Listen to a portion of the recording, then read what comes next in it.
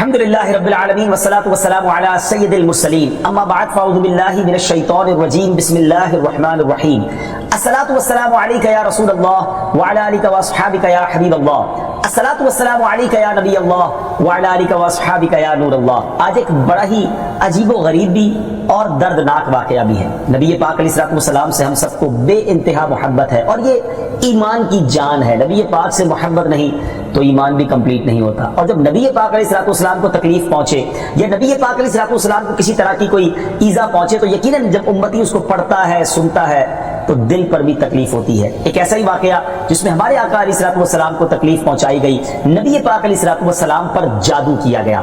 ناظرین، آج یہ واقعہ ہم سنیں گے اور یہ قرآنی واقعہ ہے اور اس کے ذریعے بہت ساری باتیں بھی سنیں گے۔ جادو کے بارے میں بڑے مسکنسیپشن ہیں لوگوں کے ذہنوں میں، اور سمجھتے ہیں کہ جادو کر توڑ کرنے کے لیے بڑے عجیب و غریب عمل کرنے پڑیں گے، بڑے گناہوں والے کام کرنے پڑیں گے، اللہ کی ناراضگی والے کام بھی لوگ کرنے کے لیے تیار ہو جاتے ہیں، حرام اور ناجائز کام کرنے کے لیے تیار ہو جاتے ہیں اور سمجھتے ہیں کہ اس سے جادو سے بچا جا سکے گا۔ البتہ جادو کروانے کے لیے بھی لوگ بڑے ہی ناجائز اور حرام کام کرتے ہیں جو کہ جہنم میں لے جانے والے کام ہوتے ہیں۔ اللہ مجھے اور آپ کو ہمیشہ جادو ٹونے آصف سے محفوظ رکھے، ہر قسم کی بلاؤں سے محفوظ رکھے، اور آج قرآن کے ذریعے سمجھیں گے کہ جادو کا علاج کیا ہے، جادو ہو جائے تو بچا کیسے جا سکتا ہے، اور نبی پاک علیہ السلام پر جب جادو ہوا تھا، جادو کرنے کی کوشش کی گئی تھی، اس کا نتیجہ کیا نکلا۔ ناظرین، توجہ کے ساتھ آپ نے سلسلے میں شامل رہنا ہے۔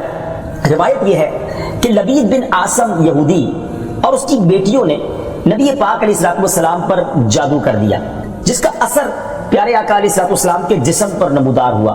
طبیعت شریف جو ہے وہ کچھ ناساز ہونے لگی، آپ کے قلب، آپ کی عقل مبارک اور آپ کے اعتقادات پر کوئی اثر نہ ہوا، صحت مبارک پر تھوڑا سا اثر ہوا۔ چند روز بعد حضرت جبریل امین بارگاہ رسالت میں حاضر ہوئے اور عرض کی، یا رسول اللہ صلی اللہ علیہ وسلم، ایک یہودی نے آپ صلی اللہ علیہ وسلم پر جادو کر دیا ہے، اور جادو کا جو سامان ہے وہ فلاں کنویں میں ایک پتھر کے نیچے دبا ہوا ہے۔ سرور کائنات علیہ السلام نے حضرت علی مولا کائنات شیر خدا کرم اللہ تعالی وجہ الکریم کو بھیجا۔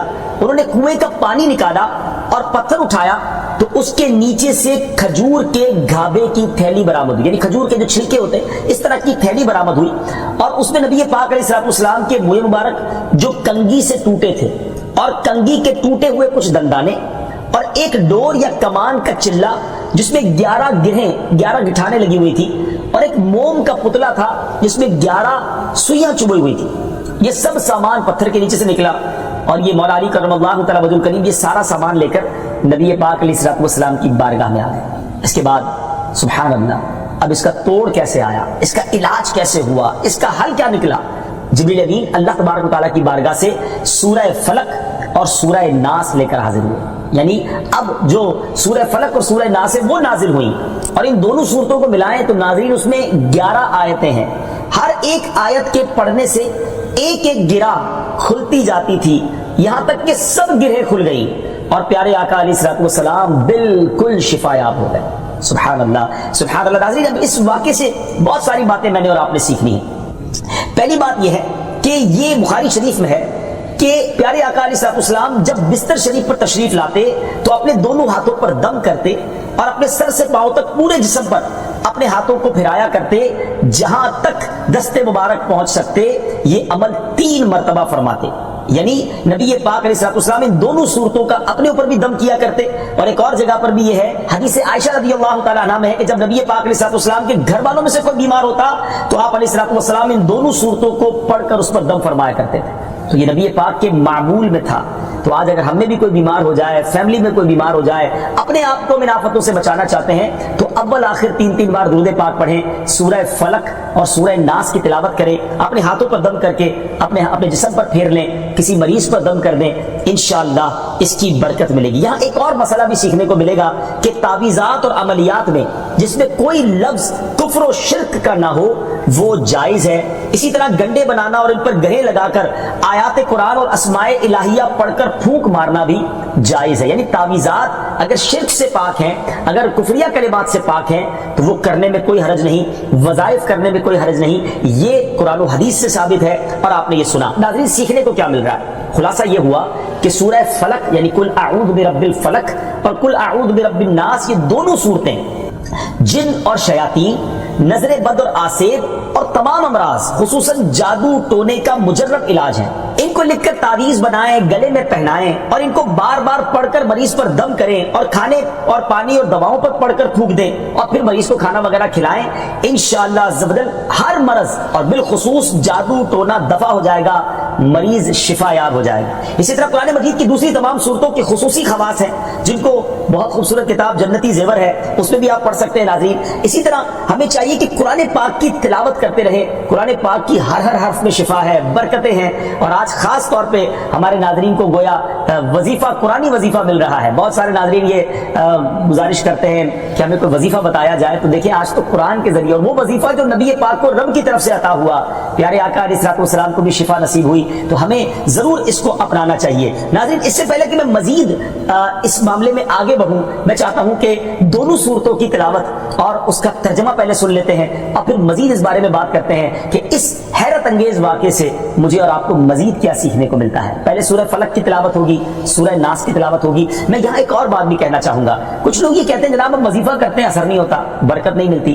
پہلے یہ چیک کر لیں کہ آپ کے مخارج ٹھیک ہیں، آپ تلاوت صحیح مخارج کے ساتھ کرتے ہیں۔ تو اب جو تلاوت آپ سنیں گے نا، تو اس میں یہ بھی چیک کر لیں کہ آپ کیا اسی طرح کے تلفظ کے ساتھ پڑھتے ہیں، اور اگر مسٹیک کر رہے ہیں تو قرآن پاک صحیح طریقے سے پڑھیے، پھر دیکھیے اس کی کیسی برکتیں ملتی ہیں۔ آئیے سورہ فلق اور سورہ ناس کی تلاوت اور اس کا ترجمہ۔ قل اعوذ برب الفلق من شر ما خلق ومن شر غاسق اذا وقب ومن شر النفاثات في العقد ومن شر حاسد اذا حسد۔ تم فرماؤ میں اس کی پناہ لیتا ہوں جو صبح کا پیدا کرنے والا ہے، اس کی سب مخلوق کے شر سے اور اندھیری ڈالنے والے کے شر سے جب وہ ڈوبے، اور ان عورتوں کے شر سے جو گروہ میں پھونکتی ہیں، اور حسد والے کے شر سے جب وہ مجھ سے جلے۔ قل اعوذ برب الناس ملک الناس الہ الناس من شر الوسواس الخناس الذي يوسوس في صدور الناس من الجنة والناس۔ تم کہو میں اس کی پناہ میں آیا جو سب لوگوں کا رب، سب لوگوں کا بادشاہ، سب لوگوں کا خدا، اس کے شر سے جو دل میں برے خطرے ڈالے اور دبک رہے، وہ جو لوگوں کے دلوں میں وسوسے ڈالتے ہیں، جن اور آدمی۔ ناظرین سورہ فلق اور سورہ ناس کے بے شمار فضائل و برکات ہیں۔ ایک اور حدیث پاک سنیے، حضرت عبداللہ بن خبیب رضی اللہ تعالیٰ عنہ فرماتے ہیں کہ ہم پر ہلکی بارش ہوئی اور اس وقت اندھیرا چھایا ہوا تھا، اور ہم پیارے آقا علیہ الصلوۃ والسلام کا انتظار کر رہے تھے کہ وہ آ کر ہمیں نماز پڑھائیں۔ پھر نبی پاک علیہ الصلوۃ والسلام ہمیں نماز پڑھانے کے لیے تشریف لائے اور ارشاد فرمایا پڑھو۔ میں نے عرض کی کیا پڑھوں؟ ارشاد فرمایا صبح و شام 3 بار قل هو اللہ احد، قل اعوذ برب الفلق اور قل اعوذ برب الناس پڑھو، ان کی تلاوت کرنا تمہیں ہر بری چیز سے بچائے گا۔ چلیں ایک اور وظیفہ مل گیا، سورہ اخلاص کو بھی شامل کر رہے ہیں، تو صبح و شام پڑھیں تو انشاءاللہ بری آفتوں سے، مصیبتوں سے، جادو ٹونے سے، آسیب سے، ان طرح کی بلاؤں سے انشاءاللہ محفوظ رہیں گے۔ ناظرین یہاں کچھ مسائل بھی سیکھ لیتے ہیں۔ حضرت اسماء بنت امیس رضی اللہ تعالیٰ عنہ نے عرض کی یا رسول اللہ صلی اللہ تعالیٰ علیہ وسلم، جعفر کے بچوں کو جلد نظر ہوتی ہے، کیا مجھے اجازت ہے کہ ان کے لیے عمل کروں؟ نبی پاک علیہ الصلوۃ والسلام نے اجازت عطا فرمائی۔ تو سیکھنے کو یہ ملا کہ تعویذ اور عملیات جن میں کفر و شرک نہ ہو، کوئی کلمہ ناجائز نہ ہو، تو اس میں جو ہے وہ تعویذ کرنا، عمل کرنا جائز ہے، اور خاص کر وہ عمل جو آیات قرآنیہ سے کیے جائیں یا احادیث میں وارد ہوئے ہوں۔ اسی طرح چند مسائل بھی سیکھنے کو ملے۔ یہ دونوں صورتیں جو ہیں ان کے شان نزول سے ہمیں معلومات کیا ملتی ہیں۔ نمبر 1، جادو اور اس کی تاثیر حق ہے۔ کچھ لوگ جادو کا انکار کر دیتے ہیں، یہ درست نہیں ہے۔ جادو اور اس کی تاثیر حق ہے کیونکہ قرآن میں اس کا ذکر ہے، اور نبی پاک علیہ الصلوۃ والسلام پر بھی آپ کی صحت مبارک پر اس کا اثر ہوا۔ نمبر 2، نبی کے جسم پر جادو کا اثر ہو سکتا ہے، جیسے تلوار، تیر اور نیزے کا بھی اثر ہوتا ہے۔ یہ شان نبوت کے خلاف نہیں ہے۔ ہاں ایسا اثر نہیں ہو سکتا کہ جس سے نبوت کے متعلقہ امور میں خلل آ جائے۔ حضرت موسیٰ علیہ السلام کے مقابلے میں جادوگر بالآخر اس لیے فیل ہوئے کیونکہ وہاں جادو سے معجزے کا مقابلہ تھا، ورنہ حضرت موسیٰ علیہ السلام کے خیال پر بھی اس جادو نے اثر کیا کہ ان کو خیال ہوا کہ یہ لاٹھیاں رسیاں چل رہی ہیں۔ نبی کریم علیہ السلام کے خیال پر بھی اسی طرح یہی اثر ہوا تھا۔ نمبر 3، جادو کو دور کرنے میں سورہ فلق اور سورہ ناس کو خصوصی تاثیر حاصل ہے۔ نمبر 4، جادو ٹونے اور عملیات اور اثرات اور بیماریوں کو ختم کرنے کے لیے قرآن پاک کی صورتوں اور آیتوں کو استعمال کیا جا سکتا ہے، اور بخاری شریف میں سورہ فاتحہ کو اس مقصد کے لیے استعمال کرنے کا بیان موجود ہے۔ تو سورہ فاتحہ کو سورہ شفا بھی کہا جاتا ہے، تو یہ بھی شفا کے لیے بڑا مجرب اور بڑا پیارا وظیفہ ہے۔ ناظرین، یہ چند باتیں تو ہم نے اس واقعے کے متعلق سیکھی، سورہ فلق اور سورہ ناس کے کچھ فضائل بھی سنے۔ میں یہاں ایک اور بات بھی کرنا چاہتا ہوں کہ آج کل پرابلم یہ ہو گیا ہے کہ اتنے عاملین آ گئے ہیں، اتنے عمل کرنے والے لوگ آ گئے ہیں، اتنے بورڈ ہمارے شہروں اور وطن میں لگ جاتے ہیں کہ ایسا لگتا ہے دوسرے آدمی پہ جن ہے یا اس پہ جادو ہو گیا ہے۔ خدا را جھوٹے عاملین سے اپنے آپ کو بچائیے۔ اگر جینے کی تمنا ہے تو کچھ پہچان پیدا کر۔ لوگوں کے گھر بک جاتے ہیں، لوگوں کی عزتیں پامال ہو جاتی ہیں، عجیب ماحول ہو گیا ہے۔ کچھ بد نصیب تو وہ ہیں جو کسی کو تباہ کرنے کے لیے جادو کروانے جاتے ہیں اور ہزاروں لاکھوں روپے خرچ کرتے ہیں، اور پھر بیچارے کچھ جب بیمار ہو جاتے ہیں تو اپنا بعض اوقات ڈاکٹری مسئلہ ہوتا ہے وہ بھی کسی عامل کے ہتھے چڑھ جاتے ہیں، اور وہ کہتا ہے جناب آپ کے گھر میں بہت برا عمل ہوا ہے، فلاں جگہ کوئی چیز دبی ہوئی ہے، اور اس کو اب سنبھالنے کے لیے، اس کو نکالنے کے لیے اتنے بکرے چاہیے، اتنے مرغے چاہیے، اتنے انڈے چاہیے، قبرستان میں یہ عمل کرنا ہوگا۔ اور پھر غریب آدمی اپنی چیزوں کو بیچ کر ہزاروں لاکھوں روپے دے دیتے ہیں اور خاندان کے خاندان ٹوٹ جاتے ہیں۔ ایسا نہ کریں پلیز، ایسا نہ کریں، بلکہ میں تو ان عاملین سے بھی گزارش کروں گا کہ حلال روزی کی طرف آئیں۔ دعوت اسلامی نے بڑا شاندار ایک انداز اختیار کیا، اللہ سلامت رکھے دعوت اسلامی کے مدنی ماحول کو۔ ناظرین، آپ سوچ رہے ہوں گے کہ پھر ہماری بیماریوں کے لیے ہم تعویذ کس سے لیں، ہم یہ وظائف کہاں سے لیں؟ آپ کی دعوت اسلامی ہے نا، الحمدللہ دعوت اسلامی کا ایک شعبہ ہے جس کا نام ہی مکتوبات و تعویذات عطاریہ ہے۔ اس میں آپ کو بغیر کسی فیس کے، جی ہاں بغیر کسی فیس کے، لاکھوں لاکھ تعویذ ہر مہینے ناظرین یہاں سے دیے جاتے ہیں، پوسٹ بھی کیے جاتے ہیں، کوریئر بھی کیے جاتے ہیں، اس کی بھی کوئی فیس نہیں لی جاتی۔